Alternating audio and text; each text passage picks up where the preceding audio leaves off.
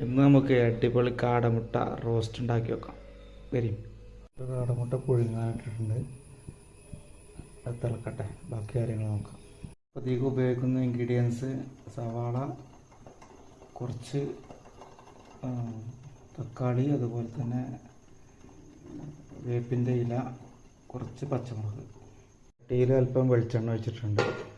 വെളിച്ചെണ്ണ ഏകദേശം ഇതായി തുടങ്ങിയിട്ടുണ്ട്. അപ്പോൾ അതിലോട്ട് കുറച്ച് എന്തിടാം, സവാള മുഴുവൻ.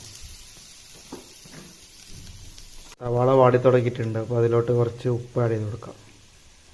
ഉപ്പ് ആഡ് ചെയ്ത് കൊടുത്താൽ ഒന്നുകൂടി പെട്ടെന്ന് എന്ത് ചെയ്യും, ഇത് കളർ മാറി തുടങ്ങും.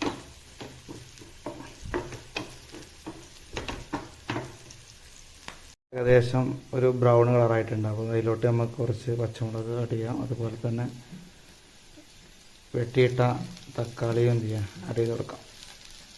നല്ലവണ്ണം മിക്സാക്കിയിട്ട് മാക്സിമം വേവുന്ന രീതിയിൽ വഴറ്റിയെടുക്കാം. ഏകദേശം ഉള്ളിയും അതുപോലെ തന്നെ ടൊമാറ്റോ ഒക്കെ നന്നായിട്ട് മിക്സായിട്ടുണ്ട്.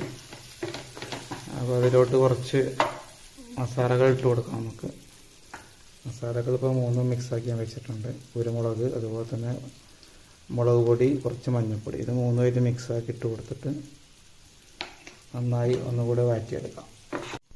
റെഡി ആയിട്ടുണ്ട്. അപ്പോൾ അതിലോട്ട് നമ്മൾ ഈ കാടമുട്ട ഇടുന്നുണ്ട്. കാടമുട്ട തൊലിയൊക്കെ പൊടിച്ച് 2 പീസാക്കിയിട്ടുണ്ട്.